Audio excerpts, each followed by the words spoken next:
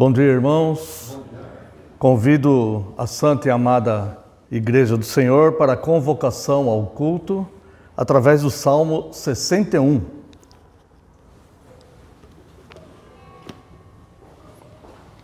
Oração pelo Rei.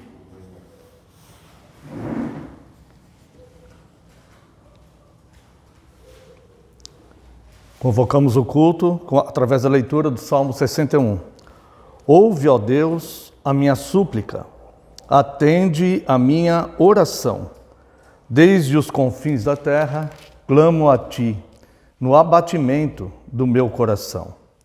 Leva-me para a rocha, que é alta demais para mim, pois Tu me tens sido refúgio e torre forte contra o inimigo. Assista eu no Teu tabernáculo para sempre. No esconderijo das Tuas asas eu me abrigo. Pois ouviste, ó Deus, os meus votos e me deste a herança dos que temem o Teu nome. Dias sobre dias acrescentas ao Rei, duram os seus anos gerações após gerações. Permaneça para sempre diante de Deus, concede-lhe que a bondade e a fidelidade o preservem. Assim salmodiarei o Teu nome para sempre, para cumprir dia após dia os meus votos. Convido a Santa e Amada Igreja do Senhor que se coloque em pé. Louvemos a Deus com o Salmo 61.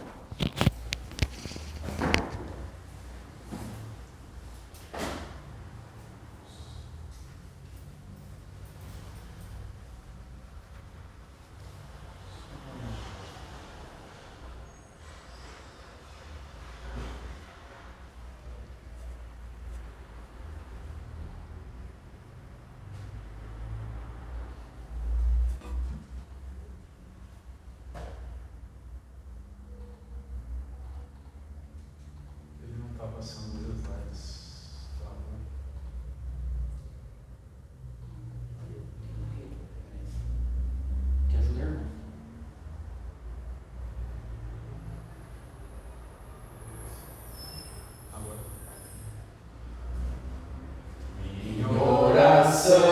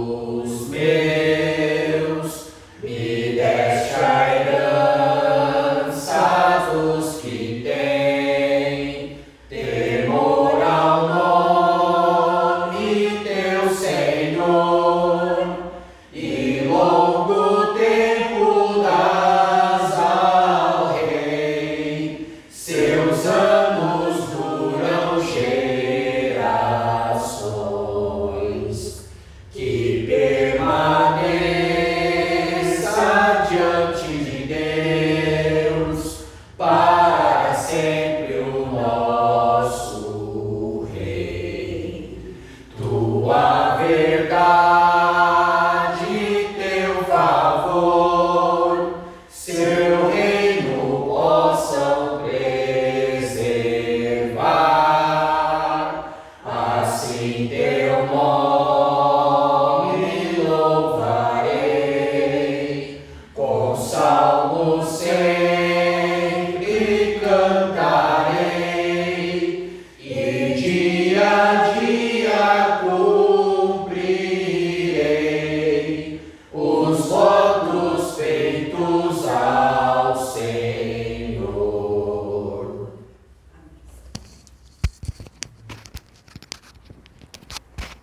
Convido a Santa Igreja para orarmos, buscando a presença do nosso Deus neste culto, uma oração de invocação. Oremos. Pai eterno e santo, gracioso, Deus Pai, Filho e Espírito Santo, Senhor de toda graça, Deus de toda luz, Senhor Deus de todas as consolações, Deus bom, benigno, justo, reto, misericordioso, único Deus vivo, Senhor Deus, Criador dos céus e da terra. Nos achegamos a Ti, Deus, confiantemente, para prestarmos um culto, Deus, que somente o Senhor é merecedor de receber, ó Deus. Um culto, uma adoração, louvores, Deus. Nós queremos lembrar Teus grandes feitos, desejamos, Deus, anelamos ser instruídos pela Tua santa palavra, pela Tua lei, pelos Teus mandamentos, Deus, que são a razão da vida, Deus, para que possamos cultuá-lo, Deus, em espírito e em verdade. Reconhecemos, entretanto, que somos falhos e pecadores e lhe pedimos sinceras desculpas, Senhor. Lhe pedimos perdão, meu Pai, pelas nossas falhas e pecados. Rogamos a Ti, Deus, que Teu Santo Espírito venha nos conduzir, ó Deus, a prestarmos a Ti um culto em ordem, decência, um culto conforme o Senhor exige, Deus, na Tua Santa Palavra. E que nós possamos fazer isto, Deus, em espírito e em verdade, para que Teu nome seja engrandecido, Deus, Tua igreja fortalecida e o Senhor cultuado e adorado, Deus, porque somente o Senhor é Deus. Receba o culto, Deus, a partir deste momento nós nos unimos, Deus, a todos aqueles que o adoram e o cultuam em espírito e em verdade neste teu dia. Para a honra e glória do Teu nome é que nós oramos agradecidos. Amém, Senhor, e glórias a Ti. Convido a Santa e Amada Igreja para o voto da nossa segurança. Amada Igreja do Senhor Jesus Cristo, onde está o nosso socorro? O nosso socorro está em o nome do Senhor, Criador dos céus e da terra. Graça a vós outros e paz, da parte de Deus, nosso Pai, e do Senhor Jesus Cristo. Os amados irmãos podem assentar-se. Quero convidá-los para a leitura da lei, livro do Êxodo, capítulo 20.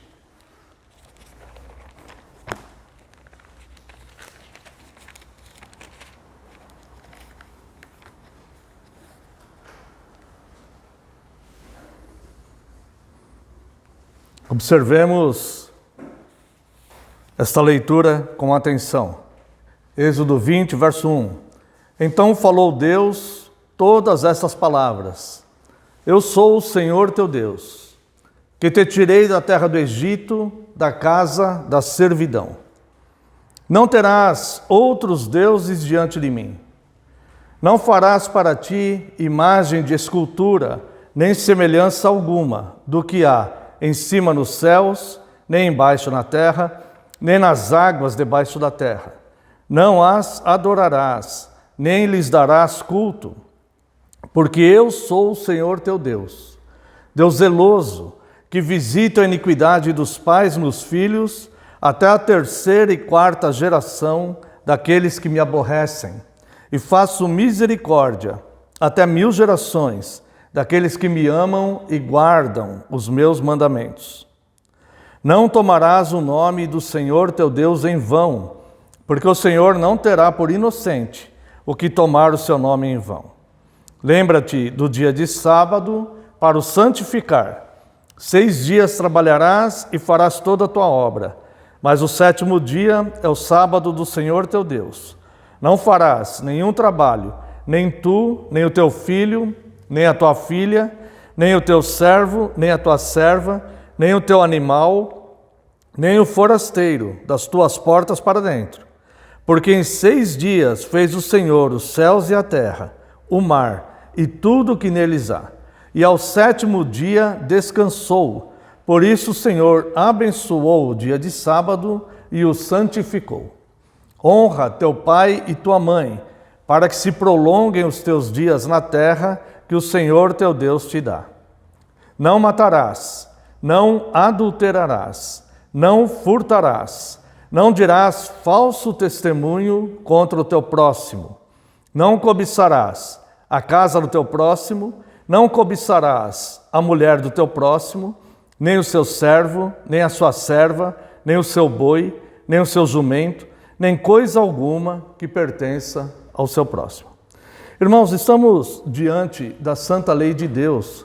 Se nós observarmos aqui os versos 1 e 2, nós vemos quem autentica a autoria desta lei. Então, falou Deus, todas essas palavras, falou Deus, o próprio Deus. Esse conjunto de leis, que é um código moral perfeito, foi escrito pelo próprio dedo de Deus. Nós temos a revelação das Escrituras, quando o Espírito Santo inspira os profetas do Antigo Testamento e eles escrevem aquelas profecias e guardam para as gerações futuras. Nós temos a inspiração do Espírito Santo nos apóstolos do Novo Testamento. Eles escrevem aquelas revelações e guardam para as gerações futuras, lançam as doutrinas da igreja. Estes 10 mandamentos, o próprio Deus escreveu com suas mãos. Por isso, ele é tão combatido. O próprio Deus, então, nós vemos aqui a autenticidade de quem criou e quem deu essas leis para que os homens obedeçam, não só a igreja, para o mundo, para as pessoas obedecerem, né? Nações se basearam nesse código moral perfeito para fazerem seus códigos penais, né? Não matar, por exemplo. Quem disse que não pode matar? Deus. Não furtar. Quem disse que não pode furtar? Deus. Né? Então, nós vemos aqui que o próprio Deus, ele autentica como de sua autoria essa lei. E ele fala no verso 2, eu sou o Senhor teu Deus, que te tirei da casa do Egito, da casa da servidão. Então, ele se identifica. Primeiro ele fala quem deu esta lei, né? E depois ele se identifica como o Deus que tirou o povo da casa da servidão, ou seja, o Deus vivo, o grande eu sou, né? Então, o que acontece? Deus foi como estudamos ontem, na carta de Tiago, os irmãos que estavam aqui. Deus é o legislador e o juiz. Ou seja, Deus, o legislador é aquele que cria a lei. Só Deus é legislador. Né? Existem os legisladores humanos que criam leis regionais de um território. Né? Esta lei, esse código moral perfeito, universal, né? O próprio Deus criou. E ninguém é legislador além de Deus, somente Deus. Então, somente Deus é juiz sobre essa lei. Como disse Tiago na sua carta, né? Capítulo 4, versos 11 e 12. Então, só há um legislador que é Deus, só um que fez a lei, que pode fazer a lei, e só há um juiz que pode julgar sobre a lei. Por exemplo, nós não temos poder para enviar alguém para o inferno ou enviar alguém para o céu. Essas coisas Deus fará baseado na lei e na justificação por Cristo, porque Cristo não transgrediu a lei. Então serão absolvidos aqueles que estão em Cristo, justificados por Cristo, porque Cristo não transgrediu a lei, porque o pecado é a transgressão da lei.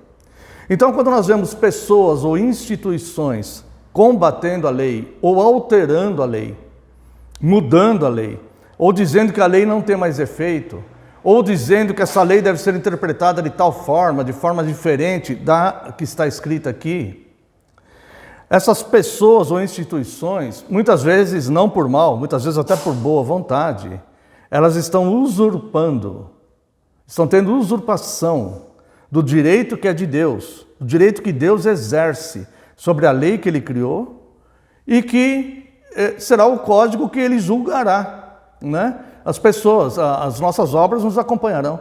Então a lei, ela está dita e escrita aqui pelo próprio Deus. Então, irmãos, embora quanto mais o tempo avance, mais as igrejas apostatam da lei de Deus, mais a moral, a sociedade apostata também da moral de Deus. No entanto, esta é a moral absoluta. Um professor de filosofia, por exemplo, que mesmo que seja ateu, e ele ensina o relativismo, relativizar a moral, ele ensina uma moral relativa.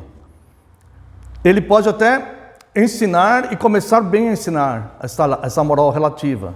Mas sem o absoluto, ele vai ser como uma ave que voa sobre o oceano. Ela voa bem, começa a voar bem, mas em algum momento ela vai ver que ela não tem onde ela pousar. Não tem onde pousar. E não tem um fundamento seguro onde ela possa pousar, né? O professor de filosofia, ele vai ter que recorrer ao absoluto. E o absoluto, a fonte literária do absoluto é o próprio Deus, são os 10 mandamentos que descrevem ao mundo, não só à igreja, ao mundo, o seu código moral, né? Enquanto igreja, nós tentamos observar essa lei, nós não conseguimos cumprir esta lei. E se fôssemos justificados pela lei, todos nós pereceríamos, todos seríamos condenados. Porque nenhum de nós pode observar esta lei e cumprir esta lei, né? Por isso somos justificados por Cristo. Mas a igreja que ama o Senhor seu Deus, ela se preocupa e se importa com essa lei. Então essa lei está sempre, constantemente, em evidência na mente daqueles que amam a Deus. Porque sabem o que desagrada a Deus, o que podemos fazer e o que não podemos fazer, né?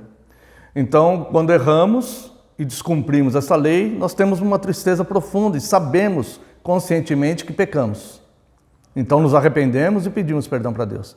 E na maior parte do tempo nós tentamos observar esta lei para não transgredir, né, estes mandamentos, pois esse mandamento foi o próprio Deus que deu, o legislador, somente ele. Nós não podemos distorcer essa lei e nós não podemos julgar as pessoas por esta lei. Quando percebemos, quando é evidente que as pessoas quebraram os mandamentos, nós podemos exortar essas pessoas em amor, como a palavra de Deus diz, né?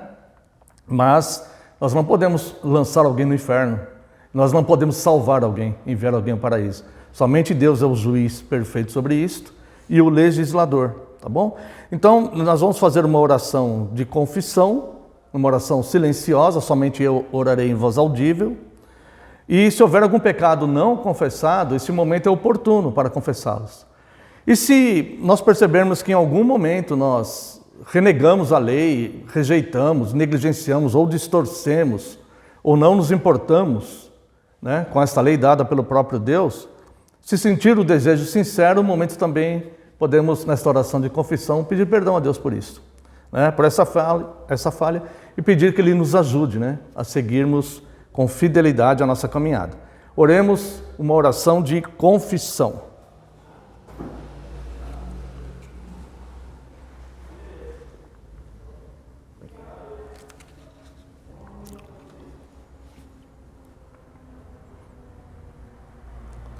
A Ti, Deus, seja toda a glória, Deus, todo o louvor, toda a força, todo o poder, ó Deus, pelos séculos dos séculos.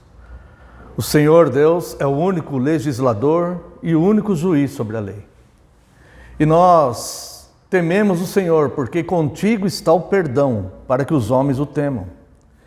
Nós, Deus, podemos perdoar pessoas que nos ofendem. Nós devemos fazer isto. Mas só o Senhor tem poder para perdoar pecados, porque somente o Senhor é legislador e juiz. E nós reconhecemos, Deus, que somos falhos e pecadores e que constantemente quebramos a Tua lei, ó Deus. Nós queremos cada vez mais nos importar com ela. Nós queremos que ela seja importante para nós, Deus, porque o Senhor nos revelou a forma, esse código moral perfeito que o Senhor estabeleceu e o Senhor criou por direito, como legislador que somente o Senhor é. Agradecemos por Cristo, Deus, que nos justifica, pois aquele que está em Cristo nenhuma condenação mais há. No entanto, Deus, por gratidão a Ti, nós queremos ter uma vida observando as Tuas leis, para não pecarmos contra o Senhor. Neste momento, Deus, nós pedimos perdão ao Senhor, pelos pecados que cometemos, Deus. Pedimos perdão por sermos pecadores, Senhor, sermos fracos, temos esta tendência ao mal. Pedimos perdão por esta miséria espiritual, ó Deus, que a humanidade caiu ao desobedecer o Senhor. E também lhe pedimos, Deus, perdão por tantas vezes, Deus, que distorcemos ou negligenciamos a Tua santa palavra, não guardamos os Teus mandamentos. Nos perdoa por isso, Senhor. Ajude-nos, Deus, a sermos pessoas melhores hoje do que fomos ontem. Pedimos, Deus, que o Senhor crie em nós um espírito inabalável e um coração puro, para que possamos seguir a nossa peregrinação nesta terra. Muito obrigado pela tua graça e amor, muito obrigado por Cristo. No nome santo e poderoso de Jesus é que nós oramos. Amém, Senhor, e glórias a Ti. Quero convidar os irmãos para louvarmos a Deus com o Salmo 11. Enquanto isso, aquele que sentir o desejo de estar ofertando, esse momento será oportuno. Salmo 11.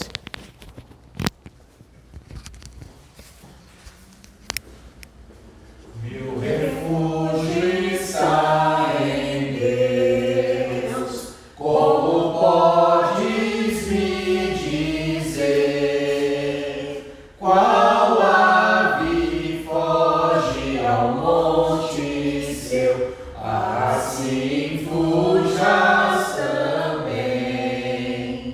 Pois eis que os ímpios vão, tem já pronto a mão, para as ocultas dispara, nos justos de coração. Quando há destruição,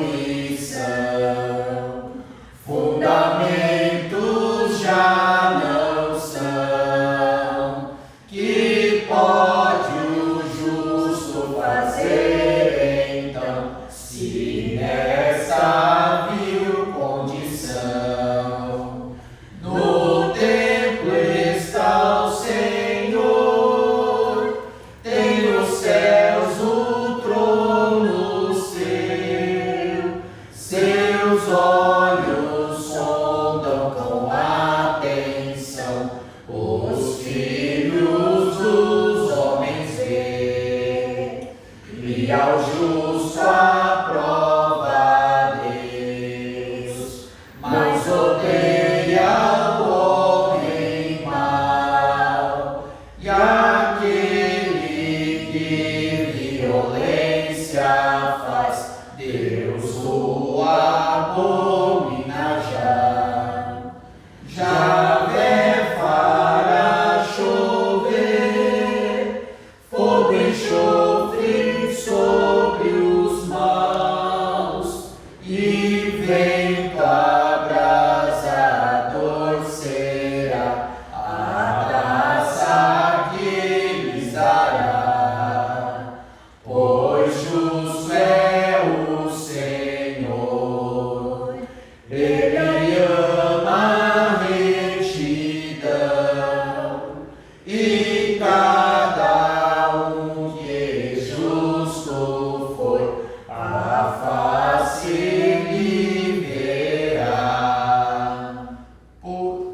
Está certo, é o segundo, vamos pedir. Pois Justo é o Senhor, Ele ama a retidão, e cada um que é justo for, a face lhe verá. É verdade, repete essa última parte, né? Quero convidar os amados irmãos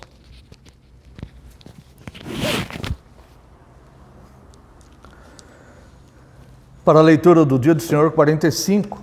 Irmãos, no Catecismo, no Dia do Senhor 44, domingo passado, nós terminamos a observação dos 10 mandamentos da lei de Deus. Agora, no Dia do Senhor 45, se Deus nos permitir, estaremos começando a estudar a oração que o Senhor Jesus nos ensinou, do Pai Nosso.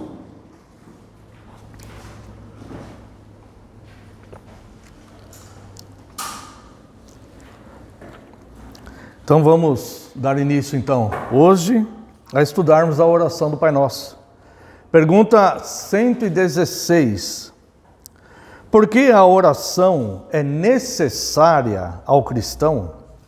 Resposta: porque a oração é a parte mais importante da gratidão que Deus exige de nós. Eu vou fazer uma pequena paradinha aqui, para que a gente possa entender bem isto. Tá? Farei a pergunta, você responde mentalmente. Você é grato a Deus? Eu acredito que você seja. Né? Eu acredito que você seja. Só que nós devemos demonstrar a Deus essa gratidão prática. Deus, ele sonda corações, a mente, ele sabe que nós somos gratos. Mas nós temos que demonstrar a Deus essa gratidão. É por isso que Deus estabelece a oração. Entenda, um Deus onisciente, que sabe o que você precisa antes que a palavra te chegue à boca. Ele não tem a necessidade, como um ser humano tem, de ouvir as suas reivindicações, os seus pedidos.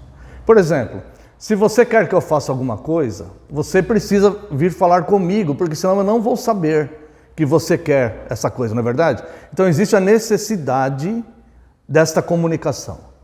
Com Deus não há a necessidade dessa comunicação, porque Deus, ele é onisciente. Então ele sabe o que você precisa antes que a palavra te chegue à boca. Né? Além do mais, nós temos o Espírito Santo que intercede por nós com gemidos inexprimíveis, porque nós não sabemos orar como convém. No entanto, Deus estabeleceu a oração. Você já se perguntou por que Deus estabeleceu o inário para os cultos, um livro de hinos, que é os Salmos, e não estabeleceu um livro de oração? Por quê? Porque nos Salmos, no livro de Salmos, que é o inário dos cultos de Deus, Deus, ele nos ensina com que palavras ele quer ser adorado, com que palavras ele quer ser louvado, de que forma ele quer ser louvado e adorado. Não pela imaginação humana, mas pelo que ele mesmo revelou naquele. A oração não existe um livro, por quê? Porque a oração é diversificada. Ao longo do tempo, bilhões e bilhões de pessoas que existem no mundo podem orar a Deus. E cada uma com uma necessidade diferente, com um pedido diferente, uma vontade diferente. Deus não atende só as necessidades. Muitas vezes uma coisa que nós desejamos e que nem é tão necessário para a nossa sobrevivência, Deus atende, um desejo nosso, né? Se for algo lícito, né? Deus atende. Então Deus, ele estipula a oração para que exista um relacionamento aprofundado com Ele. Para que haja um tempo em que a pessoa desenvolva buscando o próprio Deus. E não um relacionamento de amor, mas onde existe um distanciamento, uma frieza. Não isso, mas um amor verdadeiro. Então o homem que conhece o seu estado de miséria espiritual, admira a Deus, porque um Deus santo, ele nos propõe isso. Então, como um intermediário Cristo, nós nos unirmos a Deus nesta oração. Então, a parte mais importante da nossa gratidão, embora nós sejamos gratos a Deus, né? Nós somos gratos a Deus, por isso nós cultuamos a Deus no dia do Senhor, respondemos à convocação a Deus e não faltamos, não quebramos o quarto mandamento. Por gratidão a Deus, não por medo de ir ao inferno, não por querer bênçãos e benefícios, por algum interesse, não, por gratidão a Deus. A oração é a mesma coisa.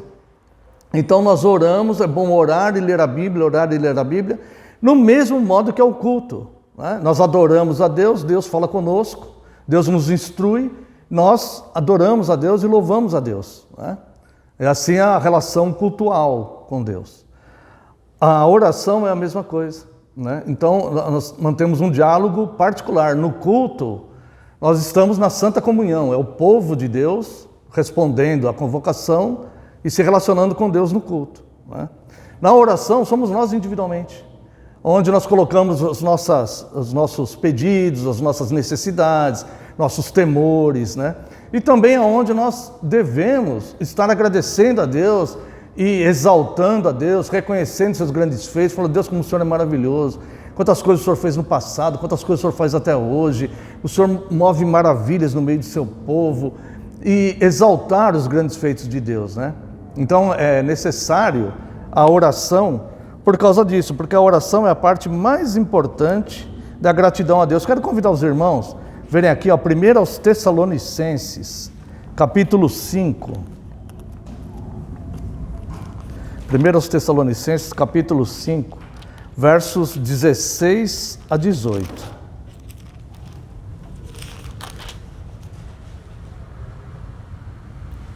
Regozijai-vos sempre. Veja o verso 17. Orai sem cessar.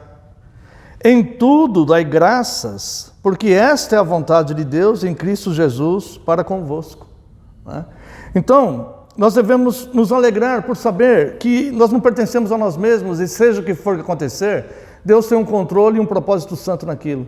Orar sem cessar, porque estamos continuamente agradecendo a Deus, falando, Senhor, muito obrigado, se estou vivo é porque o Senhor está me mantendo. E nos relacionarmos com Ele, tá? E em tudo da graça nós devemos ser gratos a Deus, tá bom? Vamos seguir com a pergunta 116, mas sem mais comentários, somente lendo.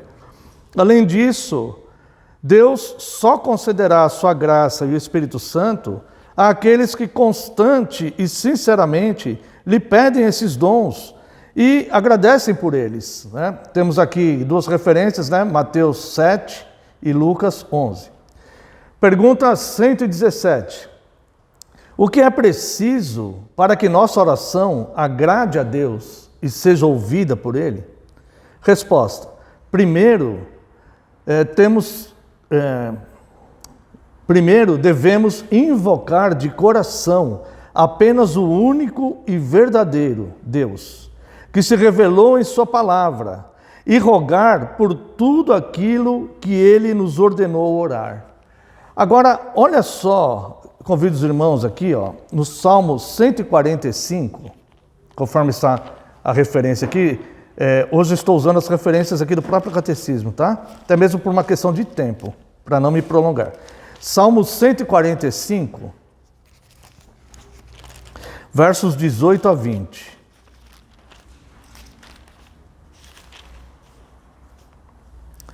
Perto está o Senhor de todos os que o invocam, de todos os que o invocam em verdade. O que significa isso aqui? Você já viu as pessoas falam assim, o anjo da guarda que livrou ele, O anjo que está livrando, Aqui significa o seguinte, perto está o Senhor está perto, no momento que você mais precisar, Ele está perto. É um Deus presente com o seu povo. Perto está o Senhor, mas não de todas as pessoas. Embora Deus seja onipresente e esteja de fato em todos os lugares, essa linguagem nos faz entender bem que Deus está perto solicitamente de todos aqueles que o invocam, em verdade. Como eu invoco a Deus se eu não oro, Então a oração, ela faz parte de um relacionamento profundo com Deus e que vai nos trazer diversos benefícios. De fato, o que nós vamos falar para Deus em oração, Ele já sabe. Antes da fundação do mundo, Ele já sabia. Mas é necessário esta oração. A oração é muito mais benéfica para nós. Tá? Mas é assim que Deus instituiu esse relacionamento. Agora veja bem que coisa linda.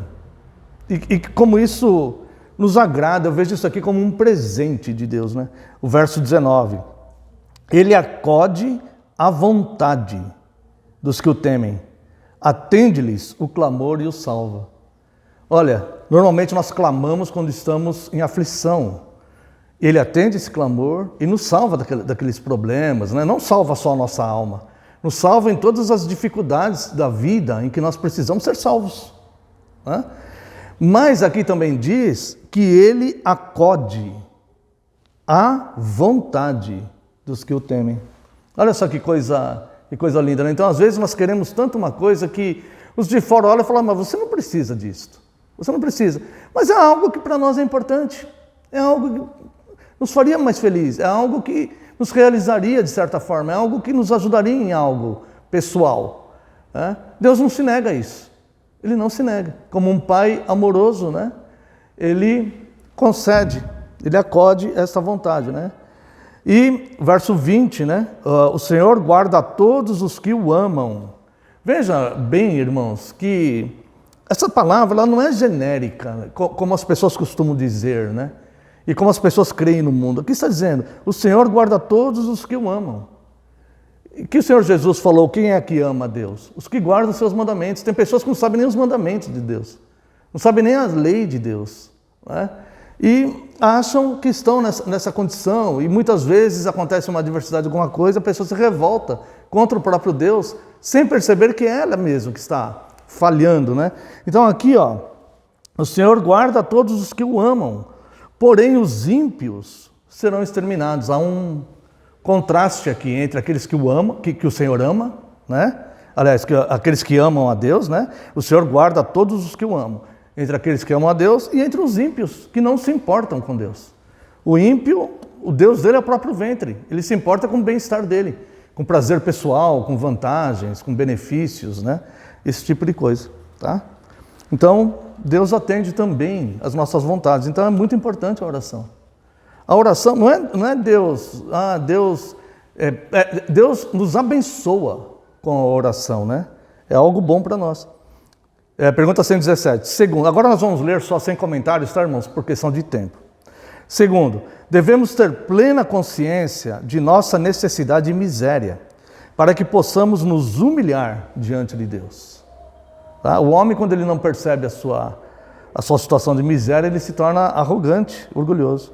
Terceiro, devemos descansar no fundamento inabalável, do qual não somos merecedores, de que Deus com certeza ouvirá as nossas orações por causa de Cristo nosso Senhor, conforme Ele nos prometeu em sua palavra. Acabamos de ler aqui, Salmo 145, né?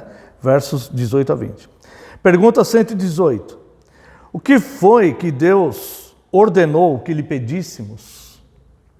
Resposta: tudo aquilo que necessitamos para o nosso corpo e alma, conforme a oração que o próprio Cristo, nosso Senhor, nos ensinou.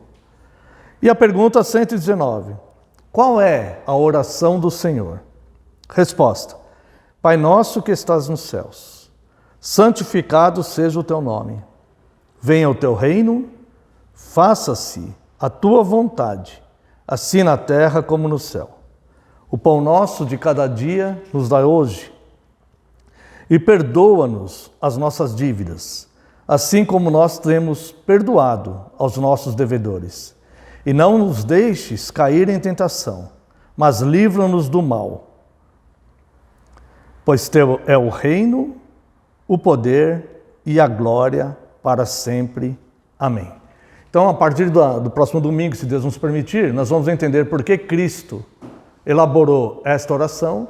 E depois, os domingos seguintes, se Deus permitir, nós vamos estudar as 6 petições que existem nesta oração e vamos ver como elas são abrangentes. Que Deus abençoe essa porção da sua santa palavra. Louvemos a Deus com o Salmo 116.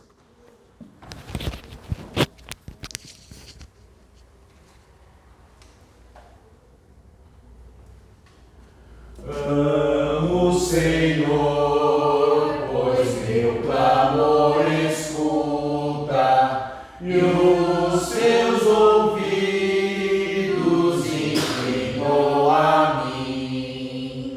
Enquanto aqui viverei de invocá-lo, laços de morte me envolvendo estão. Sinto do inferno angústias em mim, e atribulado e triste então eu fiquei. Clamei ao nome do Senhor, dizendo: a minha alma vem, Senhor, livrai. Justo é o Senhor e muito compassivo, misericordioso é o nosso Deus. Pelos humildes vela ao Senhor, prostrado está, porém Deus me salvou. Ó minha alma, volta ao teu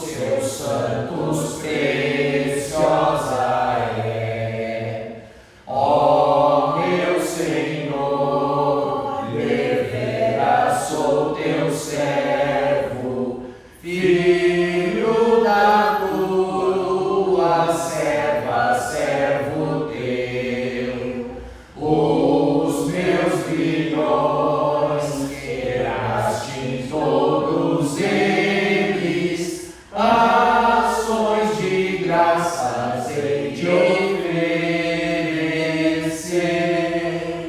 e sacrifícios a ti, meu Deus, teu nome então, Senhor, eu hei de invocar, e na presença do seu povo todo, meus votos ao Senhor eu cumprirei, nos átrios, pois, da casa do Senhor Deus, sim, em teu meio, ó Jerusalém,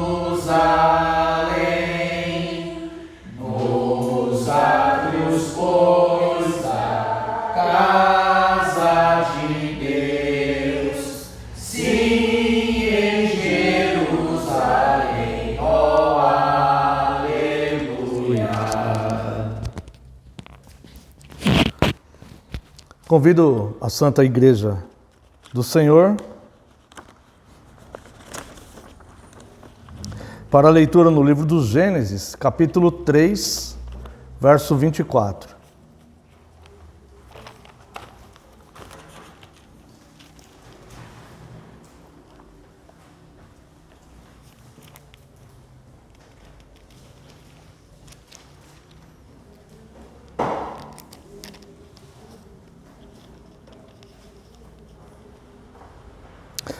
Perdão, irmãos, capítulo 2, viu?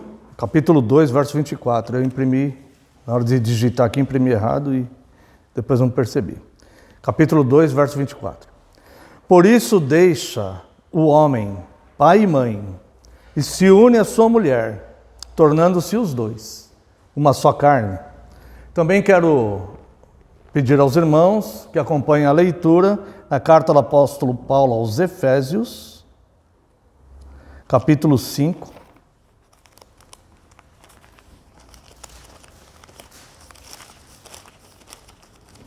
onde leremos a partir do verso 29 até o verso 32. Porque ninguém jamais odiou a própria carne. Antes, a alimenta e dela cuida, como também Cristo o faz com a igreja. Porque somos membros do seu corpo. Eis porque deixará o homem a seu pai e sua mãe, e se unirá à sua mulher, e se tornarão os dois uma só carne. Grande é este mistério, mas eu me refiro a Cristo e à igreja. Vamos fazer uma breve oração. Oremos, irmãos. Pai eterno e santo, gracioso, Deus sublime, santo, Deus criador dos céus e da terra. Pedimos perdão mais uma vez pelas nossas falhas e pecados, Deus, e neste momento de culto, em que louvamos e adoramos ao Senhor, estamos diante agora da Tua santíssima palavra, Deus. E nós rogamos a Ti que envie Teu Santo Espírito para que nos ilumine esta palavra já revelada, para que possamos compreendê-la, Deus, e sermos edificados e entendermos, Deus, os Teus grandes feitos e a Tua vontade, Senhor. Deus, nós necessitamos da ação do Teu Santo Espírito, nos iluminando a Tua Santa Palavra. Eu peço particularmente, Deus, perdão pelas minhas falhas e pecados e clamo a Ti que neste momento, Senhor, eu desapareça, eu diminua e somente prevaleça a Tua Palavra, porque a Tua Palavra é a verdade. No nome santo e poderoso de Jesus é que oramos. Amém, Senhor. Amada Igreja do Senhor Jesus Cristo, venho vos proclamar Cristo, o marido da Igreja, o noivo. É possível, pela observação que temos da sociedade em geral, notar que vivemos uma época em que as pessoas talvez não compreendam bem o que é ser um cristão e o que é a fé cristã.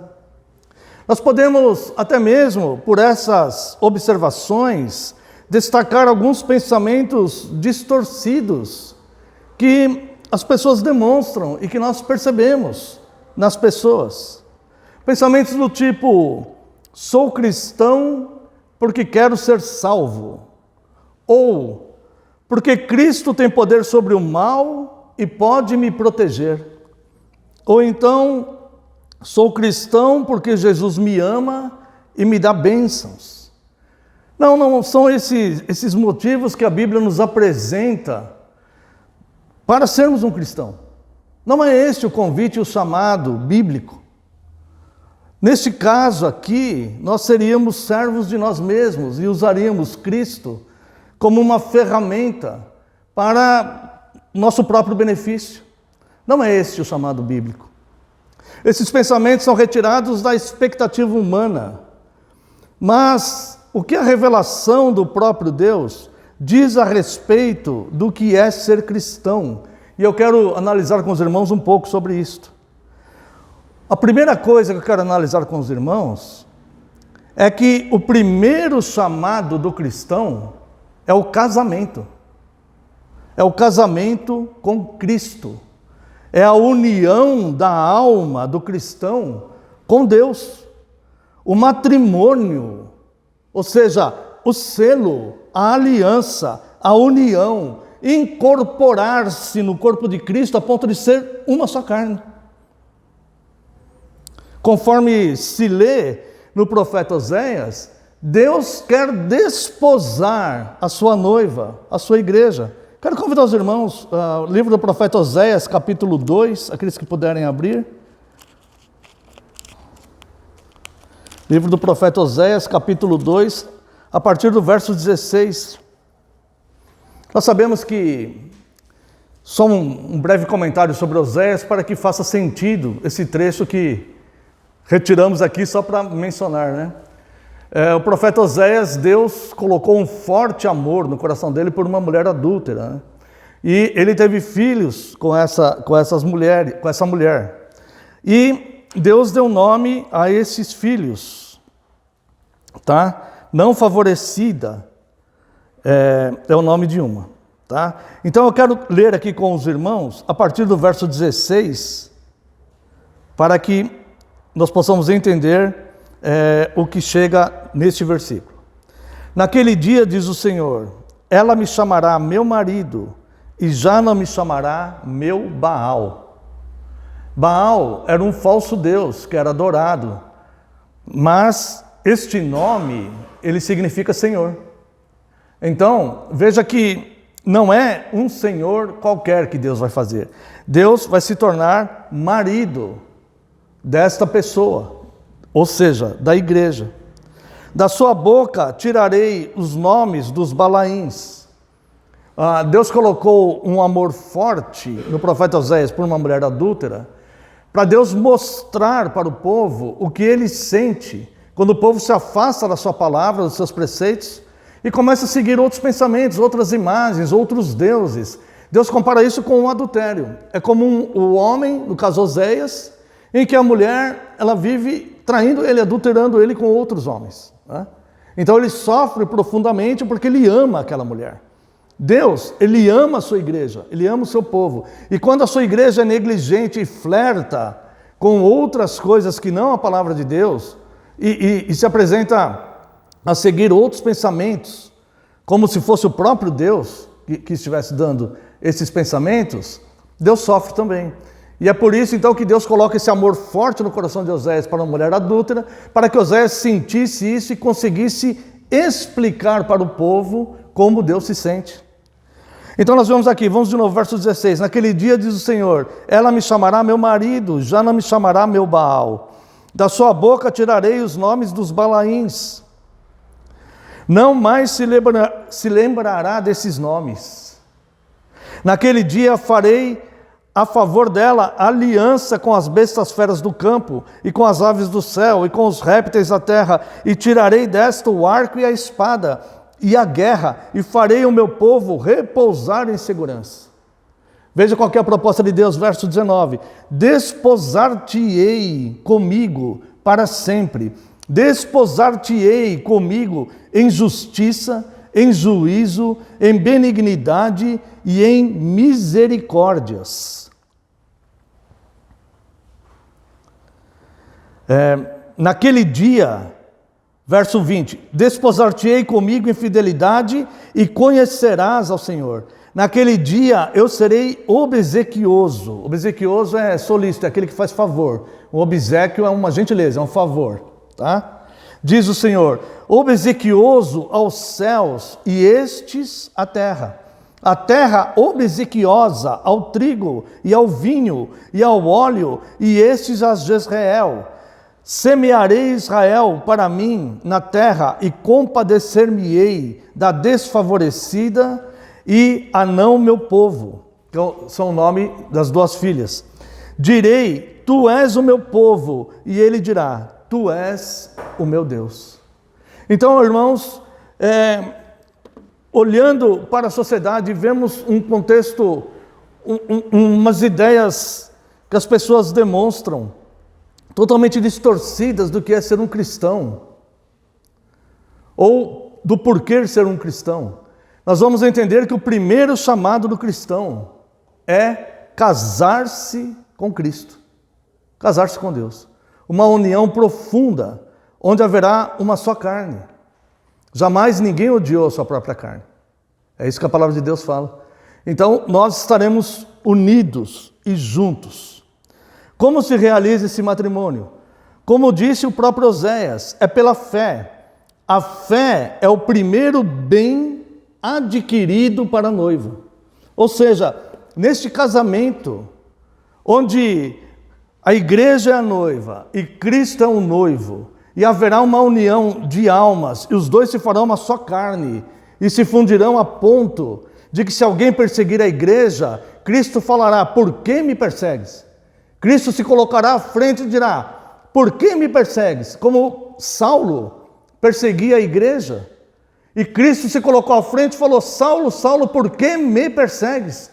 Cristo não falou, por que você persegue o meu povo? Por que você persegue a minha igreja? Por que você persegue os meus discípulos? Por que você persegue os meus seguidores? Não foi isso que Cristo falou. Cristo se colocou à frente como um leão que ruge. E falou, Saulo, Saulo, por que me persegues? Protegendo assim a sua noiva. Então, veja que esta união, ela se faz necessária para que se seja de fato um cristão.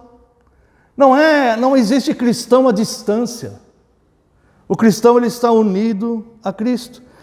E o primeiro, como se fosse o dote, como se fosse o primeiro presente que um noivo dá para sua noiva, é a fé.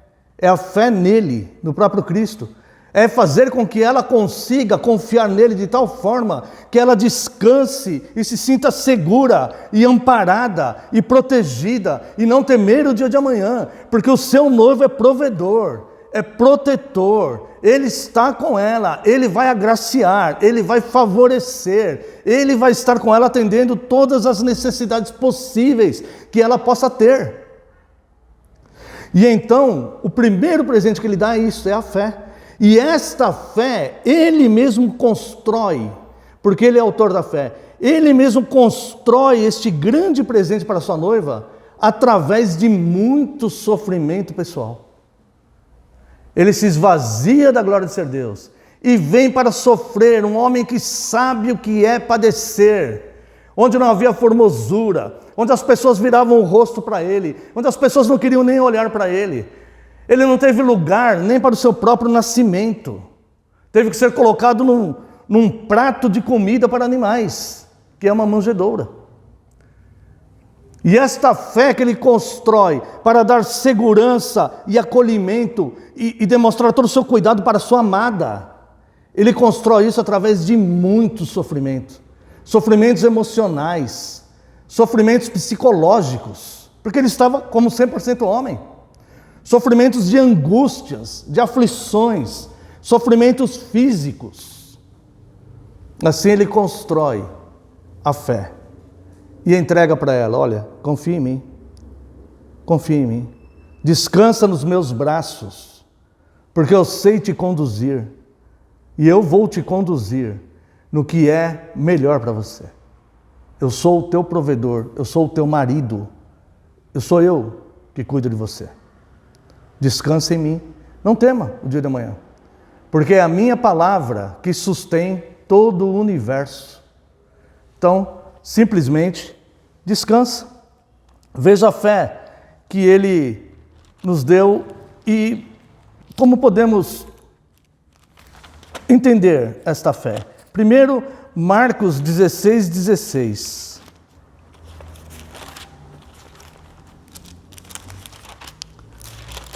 Vamos achar aqui. Marcos 16:16. Quem crer e for batizado será salvo. Quem, porém, não crer será condenado. Então, essa salvação que Cristo providencia para a sua noiva, ela provém do crer, provém da fé. E também a noiva deve entender que este presente não é um presente qualquer. É um presente que vai fazer toda a diferença para a sua eternidade. E eu quero convidar os irmãos aqui à leitura em Hebreus capítulo 11, verso 6. Bastante conhecido, que diz: de fato, sem fé é impossível agradar a Deus, porquanto é necessário que aquele que se aproxima de Deus creia que Ele existe e que se torna galardoador dos que o buscam. Então, se a pessoa professa ser cristã, mas ela não crê nas promessas, ela não crê que Deus vai providenciar os meios, se ela buscar em primeiro lugar, de fato, o reino de Deus e a sua justiça, Deus vai providenciar tudo na vida dela. Cristo vai providenciar tudo na vida dela, basta ela crer na palavra do noivo. Se o noivo está falando, busca em primeiro lugar, em primeiro lugar, antes de todas as coisas, antes de tudo, antes dos seus pensamentos, antes dos seus desejos pessoais, antes do que você acha, do que você crê, antes do que a sua vivência e experiência te ensina, antes de todas as coisas que você projeta, antes do seu pensamento, antes do seu bem-estar, antes da sua satisfação, antes do seu próprio ego, do seu próprio eu. Busca em primeiro lugar o reino de Deus e toda a sua justiça. E eu, teu marido, todas as coisas que você precisa, todas estas coisas que estão lá no texto, né? Vos serão acrescentadas. Então é necessário que tenha fé, o primeiro presente que Cristo dá. E esta fé não é uma fé qualquer, porque é uma fé que ela foi construída, criada, não é uma crença. Todo mundo tem fé, todo mundo tem fé. Tem pessoas que têm fé que Deus não existe. Todo mundo tem fé, mas não é esta fé que Cristo construiu para nós. É a fé salvífica, a fé que salva. Então é necessário que nós usemos esse presente. Entre os homens é possível o casamento por interesse. Se nós voltarmos a lembrar aqui os pensamentos que as pessoas demonstram do que acham que é ser cristão, quero ser salvo, Cristo pode me proteger, Cristo pode me dar bênçãos. Eu quero dizer para os irmãos que um casamento entre homens, entre homens que eu digo, entre um homem e uma mulher, né? Casamento entre um homem e uma mulher, é possível haver interesse. Não deve haver. Não deve, mas pode acontecer. E um pode não perceber o interesse do outro. Isso é uma coisa que pode acontecer, não é? Agora, o casamento da igreja com Deus, com Cristo, não vai acontecer isso. Pois o noivo conhece os pensamentos da noiva. E existe um selo neste compromisso, e este selo é dado pelo noivo e não pela noiva. Quero convidar os irmãos aqui, leitura, segunda carta de Timóteo, capítulo 2, verso 19.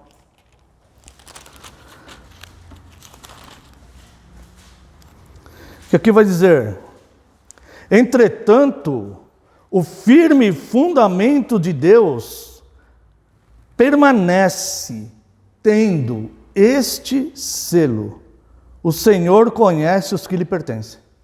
E mais, aparte-se da injustiça todo aquele que professa o nome do Senhor. Existe um selo aqui que é dado pelo próprio Deus como fundamento desta união.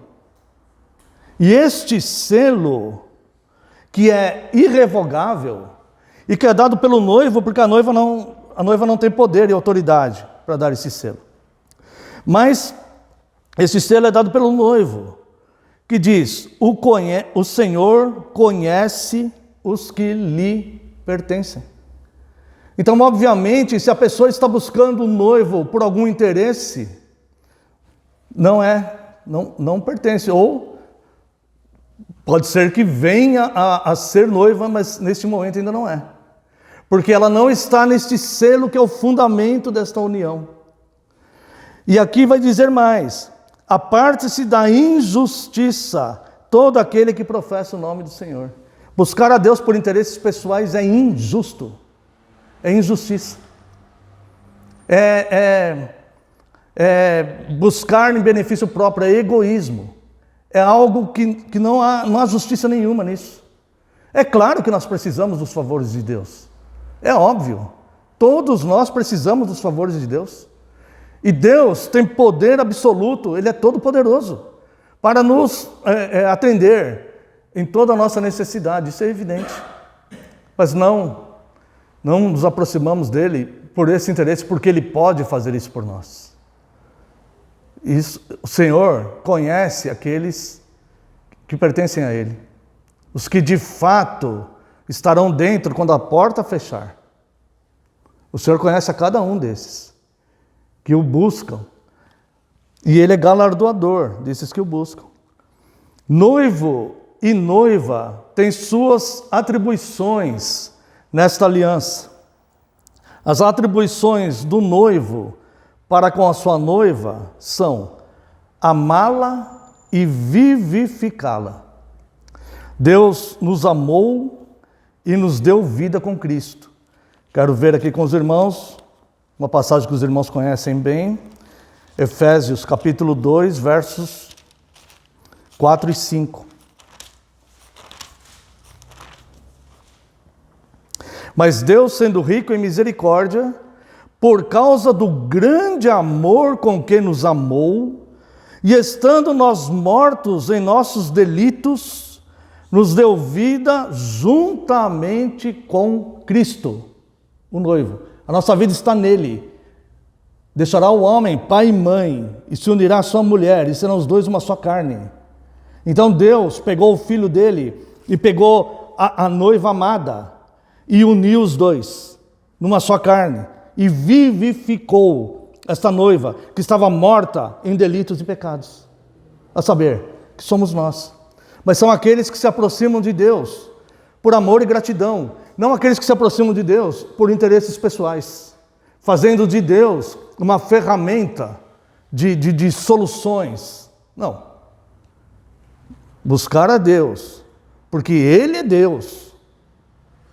Porque Ele nos salvou, reconhecer a nossa miséria espiritual, as nossas impossibilidades e fraquezas, e falar: existe um Deus que me amou, e eu estava condenado a abismo atrás de abismo, mas Ele me amou, e me uniu com Ele num corpo, e eu vou seguir o que Ele fala, porque Ele é o meu provedor.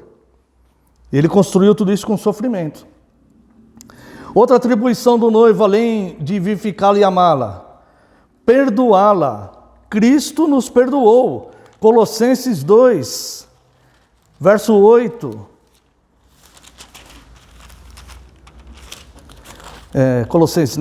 Colossenses 2, verso 8. Cuidado que ninguém vos venha a enredar com sua filosofia e vãs sutilezas. Olha só. Conforme a tradição dos homens, conforme os rudimentos do mundo, e não segundo Cristo. Porque nele habita corporalmente toda a plenitude da divindade, e também nele estáis aperfeiçoados. Ele é o cabeça de todo o principado e potestade. Nele também fostes circuncidados, não por intermédio de mãos, mas no despojamento do corpo da carne, que é a circuncisão de Cristo, tendo sido sepultados juntamente com ele no batismo, no qual igualmente fostes ressuscitados, mediante a fé, no poder de Deus que o ressuscitou dentre os mortos. E a vós outros, que estáveis mortos pelas vossas transgressões e pela incircuncisão da vossa carne, vos deu vida juntamente com ele. Juntamente com ele. Eis aonde está a vida de fato. Eis, ninguém odeia a sua própria carne. Ninguém pode querer ficar buscando benefícios e interesses da sua própria carne, para a sua própria carne lhe fornecer esses benefícios. Ninguém pode fazer isso. Antes, aquele que ama a sua carne cuida dela, perdoando todos os nossos delitos. Ele perdoou a sua noiva, perdoando todos os nossos delitos, tendo cancelado o escrito da dívida que era contra nós, e que constava de ordenanças, o qual nos era prejudicial, removeu inteiramente encravando na cruz, e despojando os principados e as potestades, publicamente os expôs ao desprezo, triunfando deles na cruz. O nosso noivo venceu e nos dá a vitória. E ele diz: toda autoridade me foi dada no céu e na terra, e eu dou essa autoridade a quem eu quiser. E eu escolho a minha noiva, para que tenha essa autoridade e que seja uma comigo. Eu perdoo todos os erros que ela cometeu. E ela vai ser uma comigo, vai reinar. E eu vou coroar ela de glória. É isso, um dos atributos do noivo. Também protegê-la. 1 João 5,18 diz que quem está em Cristo, o maligno não toca. Morrer por ela. Cristo morreu por nós, de fato. As atribuições da noiva para com Cristo. Existem atribuições do noivo e atribuições da noiva. As atribuições do noivo, falamos agora. Atribuições da noiva. Salmo 100. Salmo 100 descreve um pouco das atribuições da noiva. Celebrai com júbilo ao Senhor todas as terras. Celebrai com júbilo. Tenha alegria de ser dele. Celebre a ele com alegria. Júbilo é uma alegria intensa. Não é só uma satisfação, né? Ah, que prazer te ver. Não, é uma alegria intensa. Tá? Celebrai com júbilo ao Senhor todas as terras. Servi ao Senhor com alegria. Não resmungando. Servir ao Senhor é um privilégio. Irmãos, é um privilégio do pecador ser acolhido no coração de Deus. É um privilégio daquele que vivia errante ter um matrimônio e ser perdoado de todos os seus erros. É um privilégio estar no coração daquele que nos ama. Então diz aqui, o Senhor, servi ao Senhor com alegria, apresentai-vos diante dele com cântico, sabei que o Senhor é Deus, foi Ele quem nos fez, e dele somos o seu povo e rebanho do seu pastoreio.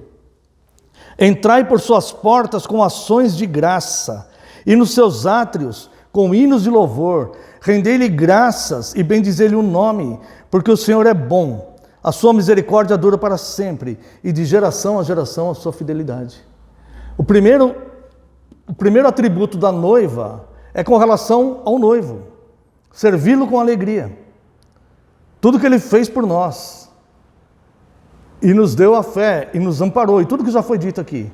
A atribuição nossa para ele é servi-lo, cuidar dele, cuidar das coisas dele, para que quando ele chegue, não é assim a parábola dos talentos? Ele nos confiou as coisas dele, para que quando ele chegue, ele receba alegria em ver as coisas dele bem cuidadas. Então, a responsabilidade da noiva é servi-lo, mas não fazer isso por obrigação, com murmuração, é servi-lo com alegria. entendendo o privilégio que foi feito para ela, que foi dado para ela, que não merecia isso. A exemplo da mulher de Oséias, não merecia, mas ele amou, e perdoou, e vivificou, e cancelou todo o escrito de dívida. A segunda atribuição da noiva é com relação ao corpo do noivo. E eu quero ver aqui com os irmãos, Colossenses capítulo 3. Voltemos lá para Colossenses. Colossenses capítulo 3, verso 12 a 17.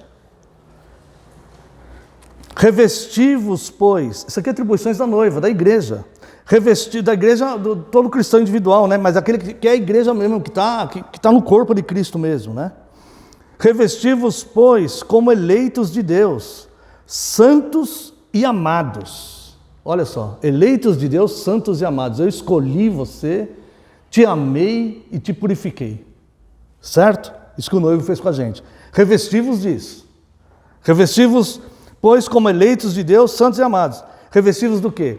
De ternos afetos de misericórdia. Ternos afetos. A misericórdia cuidadosa, com afeto terno, carinhoso. Revesti-vos de ternos afetos de misericórdia, de bondade, de humildade, de mansidão, de longanimidade. Não se precipite em ficar condenando os outros, exaltando, seja longânimo. Cristo foi longânimo conosco. Não se precipite. Suportai-vos uns aos outros. Esse suportai-vos é dar suporte. Porque no nosso idioma, o suportar, às vezes, eu tenho que aguentar essa pessoa, né? Não nesse sentido de eu tenho que aguentar. É suportar no sentido de dar suporte. Eu lembro que uma vez num estudo, eu falei para os irmãos, não sei se os irmãos vão lembrar, já viram aqueles artistas circenses que fazem uma torre humana, uma pirâmide humana? Fica um embaixo, ele fica mais ou menos nessa posição, aí sobe um em cada ombro dele, aí depois sobe dois em cada ombro lá, e eles vão subindo um no outro lá, ficando em pé nos ombros e tal. Esse que fica embaixo, o nome técnico disso é portô, ele é chamado de portô. E os que vão subindo são chamados de volantes. E eles vão e fazem então o show deles, né, aquele espetáculo, onde eles vão se equilibrando, são equilibristas, né? E onde eles vão se equilibrando lá e fazem uma torre enorme lá, e chega lá no último, lá não sei quantos que vão. Aí, esse de baixo se chama portô. Esse suportai-vos uns aos outros é como esse portô. Ele está lá, ele fica assim, ó. Normalmente é o mais forte deles, né? Tem um equilíbrio ali, uma técnica que ele usa, não sei. E aí eles sobem todos lá tal, e ele que dá o sustento, porque se ele vacilar a perna, cai todo mundo, né? Então é ele que vai dar. Então, suportai-vos, nesse sentido. Não no sentido de, eu tenho que aguentar essa pessoa. Não. Suportai-vos uns aos outros, a atribuição da noiva para com o corpo de Cristo. Porque esses outros que nós vamos suportar, que estão no corpo, Cristo morreu por ele também, né? Suportai-vos uns aos outros, perdoai-vos mutuamente, caso alguém tenha motivo de queixa contra outrem. Assim como o Senhor vos perdoou, assim também perdoai vós. Acima de tudo isto, porém, esteja o amor, que é o vínculo da perfeição. Seja a paz de Cristo o árbitro em vosso coração, a qual também fostes chamados em um só corpo, e sede agradecidos. Habite ricamente em vós a palavra de Cristo, instruí-vos e aconselhai-vos mutuamente, em toda sabedoria, louvando a Deus com salmos, hinos e cânticos espirituais, com gratidão em vosso coração, e tudo o que fizerdes, seja em palavra, seja em ação, fazei-o em nome do Senhor Jesus, dando por ele graças ao Pai. Nesse texto que nós lemos aqui da atribuição da noiva, está os 4 elementos perfeitos. Olha só, verso 14, o amor, o primeiro elemento perfeito. Acima de tudo isto, porém, esteja o amor, que é o vínculo da perfeição. Sabe o que é vínculo? O vínculo da perfeição? O vínculo é o que ata, o que liga, o que aperta, o que segura, o que dá sustentação. É muito importante os irmãos, cada um, sendo vínculo da perfeição na vida do outro aqui, um ajudando o outro, suportando, segurando aquele, não, irmão, calma, não cai não. Às vezes a pessoa passa tanta dificuldade na vida, né? É tão importante que tenhamos irmãos Nem que for para mandar uma mensagem do WhatsApp, irmão, ó, estou orando por você, você está precisando de alguma coisa aí, é necessário, tá? O amor, o vínculo, a perfeição é o primeiro elemento perfeito. A paz, está no verso 15, seja a paz de Cristo o árbitro em vosso coração, ou seja, o árbitro é aquele que discerne o que está certo e o que está errado, né? O que está na regra e o que não está. Seja a paz de Cristo isso, tá? O verso 16, o terceiro elemento perfeito, o Evangelho. Habite ricamente em vós a palavra de Cristo, e instruí-vos e aconselhai-vos mutuamente, com toda a sabedoria. Então, o Evangelho é o terceiro elemento perfeito que o noivo coloca em nós para atendermos às necessidades do corpo de Cristo, tá? E o quarto elemento perfeito é a gratidão, né? Verso 17. Em tudo que fizerdes, seja em palavra, seja em ação, fazei o nome do Senhor Jesus, dando por ele graças a Deus o Pai. Quero terminar, amados irmãos, esse sermão relendo o tema que nós lemos no começo, Gênesis capítulo 2, verso 24, que diz: deixará o homem o seu pai e a sua mãe, e se unirá à sua mulher. Por isso deixa o homem, pai e mãe, e se une à sua mulher, tornando-se os dois uma só carne. Ser cristão é deixar todas as coisas que aprendeu e foi instruído até agora, para se unir com Cristo. Para casar com Cristo, deixe o homem a velha vida. Para casar com Cristo, deixe o homem as velhas tradições. Para casar com Cristo, deixe o homem as velhas crenças. Deixe o homem os velhos hábitos. Deixe o homem a velha linguagem. Deixe o homem os velhos pensamentos. Deixe o homem os velhos desejos e expectativas. E viva, de agora em diante, unido com Ele, em novidade de vida, com o noivo para toda a eternidade. Vou terminar esse sermão lendo 2 versículos. O primeiro, a segunda carta aos Coríntios, capítulo 5, verso 17.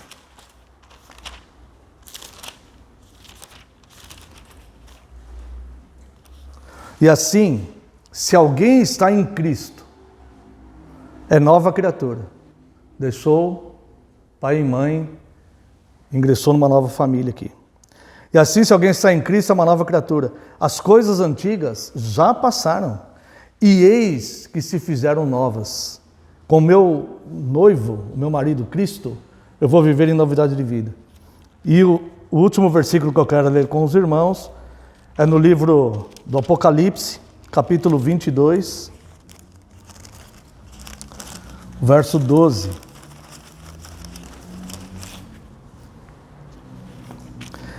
Eis que venho sem demora, e comigo está o galardão que tenho para retribuir a cada um segundo as suas obras.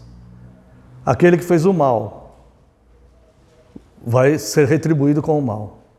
Mas a noiva amada, ela não vai mais chamar mais desfavorecida. Ela não vai mais chamar isso. Agora ela é a amada de Cristo e ela vai receber todos os benefícios que o marido perfeito e santo pode dar para ela. Amém. Como resposta a esse sermão, convido a amada congregação para louvarmos a Deus com o hino 386.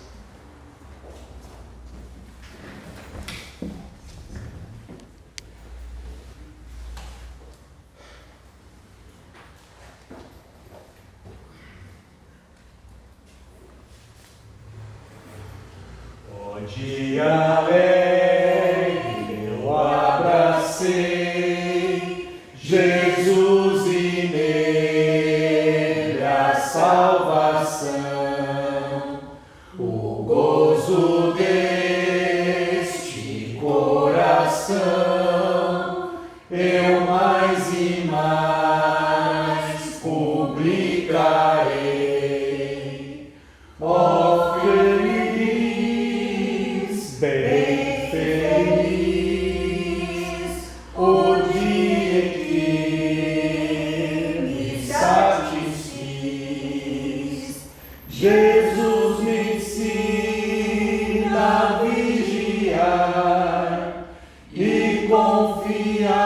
confiado nele orar.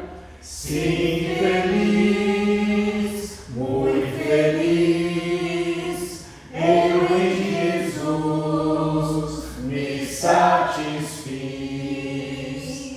Completa grande expiação, pertenço agora ao meu Senhor.